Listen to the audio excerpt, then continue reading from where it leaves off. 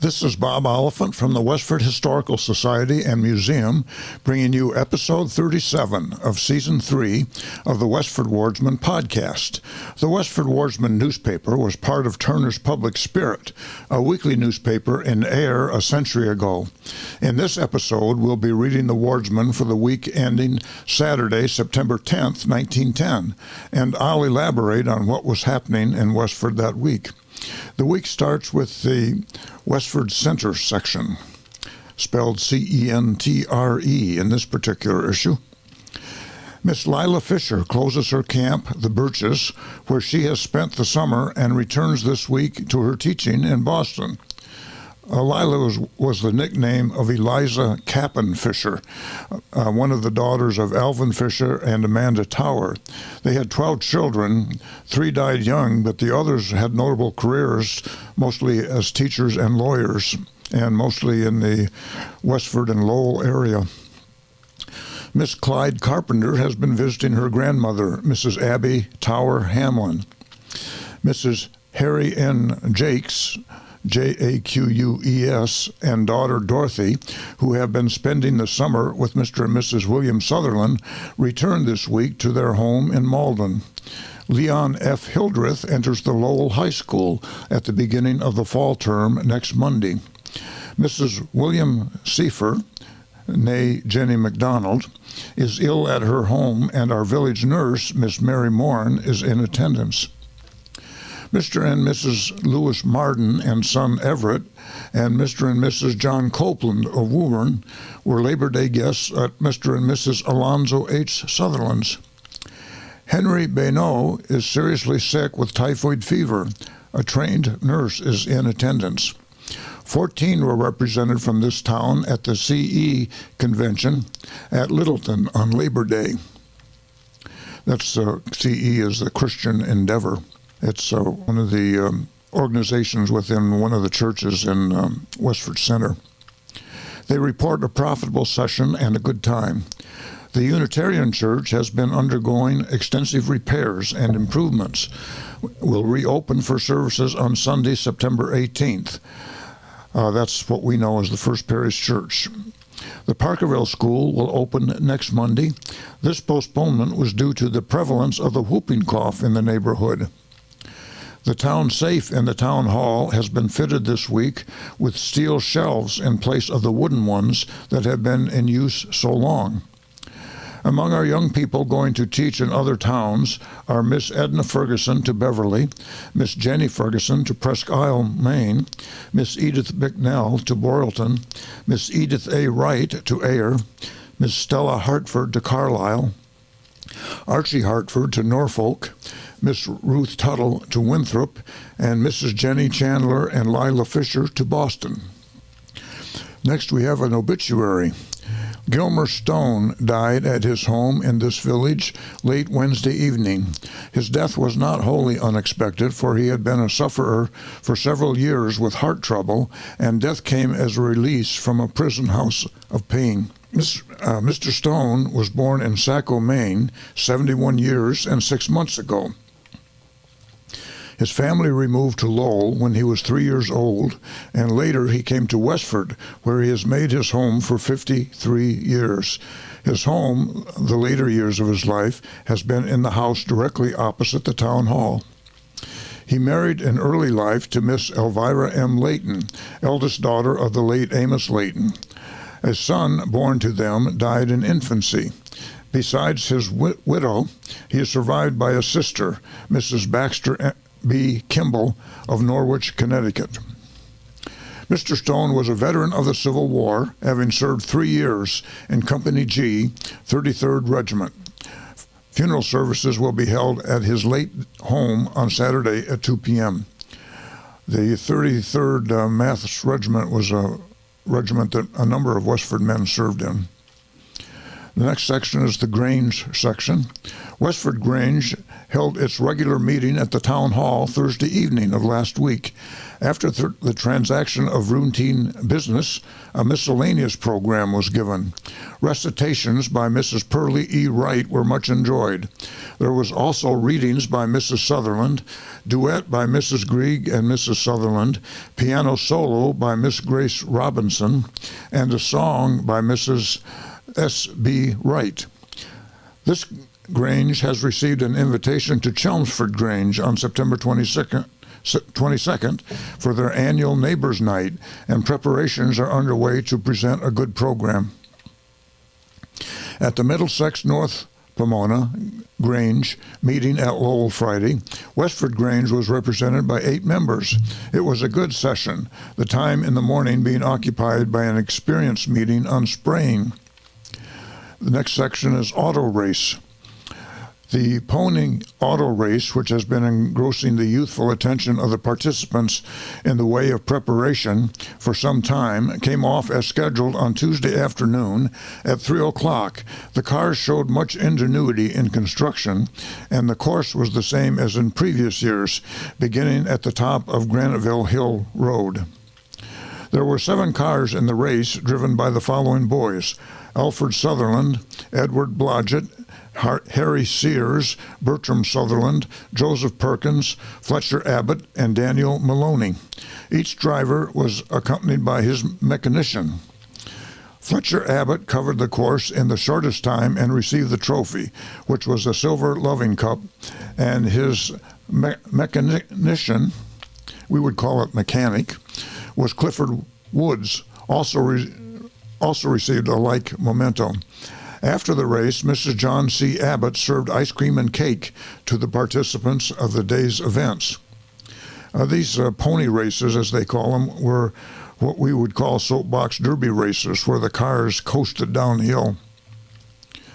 The next section is the About Town section. The regular monthly meeting of the WCTU, Women's Christian Temperance Union, was held with Mrs. Seavey on Wednesday afternoon.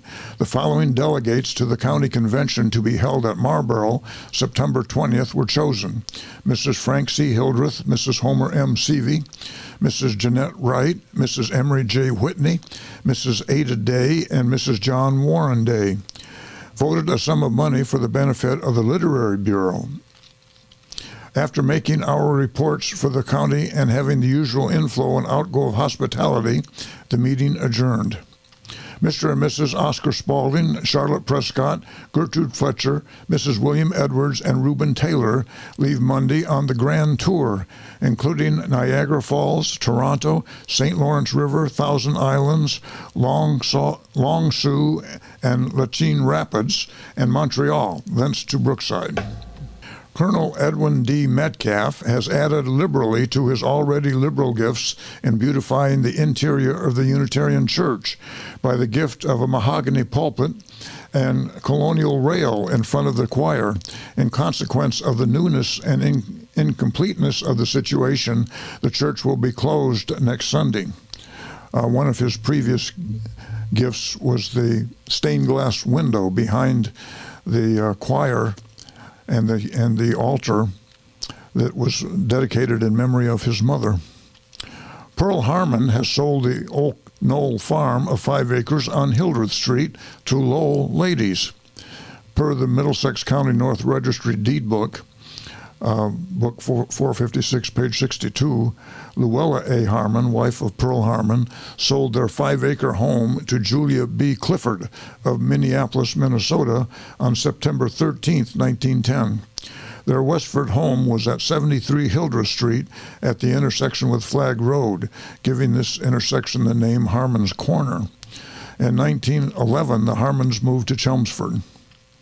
Charles W. Whitney and C.R.P. Decatur are the only farmers in eastern Westford that can properly be classified as successful in raising watermelons. Perry Taylor Snow celebrated the 4th anniversary of birthday remembrances and experimental living Tuesday with other youths and sweets and grays of older years. Perry was the grandson of Samuel Law Taylor, who wrote the About Town section of the Westford Wardsman. Miss Sarah Page, just north of Westford Station, while under the influence of partial unconsciousness, fell, striking on the stove, causing a bad scalp wound, tearing the scalp back without respect to the laws of surgery. Dr. Blaney was called. Next, we have the Forge Village section. A very pretty dancing party was held in Abbott Hall on Saturday evening by the summer residents who have been enjoying camp life on the shore of Forge Pond. The affair was in charge of Mr. and Mrs. Freeman and Mr. and Mrs. Bailey, and guests were present from Everett, Malden, Melrose, and Cambridge. Music was furnished by Miss Sarah Precious and James H. Brown of this village, and Norman Nichols and Miss E. Nichols of Everett. Miss Nichols is a talented musician and, like her brother, also plays several instruments. Mr. and Mrs. John Sullivan have returned home after a pleasant trip to Boston and New York City. While at Boston, they made arrangements for their son, Daniel, to enter Harvard Preparatory School. He will commence his school term on September 14th. This was probably James E. Sullivan, who was born in 1905. The flower garden of Mrs. Actually, that's probably not right. If he was born in 1905, and he would only be 5 years old, so it must be another Sullivan. The flower garden of Mrs. M.A. Lowther was visited Monday by person or persons on mischief bent. Blossoms were torn from the plants and destroyed. Others were cut down and carried away. They were not content with destroying the flower garden that has given much pleasure to its owners, but the lawn swing was turned upside down, and this could not have been done by small children. If the persons are caught, they will be severely dealt with, as a fine of $10 can be imposed upon those stealing flowers. Mr. and Mrs. William Weaver entertained a house party over the holidays. Miss Teresa Lowther and Miss Rachel H. Cherry have returned from a delightful outing at Revere and Nantasket Beach. They also enjoyed an automobile ride to the principal places of interest in and around Boston. Mr. and Mrs. Henry Catchpole spent the last of the summer holidays at Old Orchard Beach, Maine, and other interesting places along the Maine coast. Joseph Bennett, Sr., has been confined to his home the past 2 weeks by illness. His daughter, Mrs. Ellsworth of Providence, Rhode Island, and his son-in-law, August Myers of Boston, spent the holiday with him. Mr. and Mrs. Thomas Coley of Worcester returned home on Monday after a pleasant visit spent with Mr. and Mrs. John Edwards. Miss Hattie Northrup has returned home from Portland, Maine, where she attended the Deaf Mutes Convention, over 300 being in attendance. The mayor of Portland chartered 2 special cars and entertained the members at Old Orchard Beach. The convention will be held next year in Halifax, Nova Scotia. Harry Morton of Bridgeport, Connecticut, was a recent visitor of Mr. and Mrs. Fenimore Morton. A little daughter, Mary Laura Juliette Benoit, was born on Saturday, September 3rd. Actually, the vital records give September 2nd, to Mr. and Mrs. James Benoit of Central Street. Miss Stella B. Karkin of this village and Miss Alice Barton of Lowell, both popular employees of the Fred C. Church Insurance Office, left Saturday morning on a trip to the White Mountains, the principal point of interest being Bethlehem, New Hampshire, where they will be registered at the Central House for the next 2 weeks.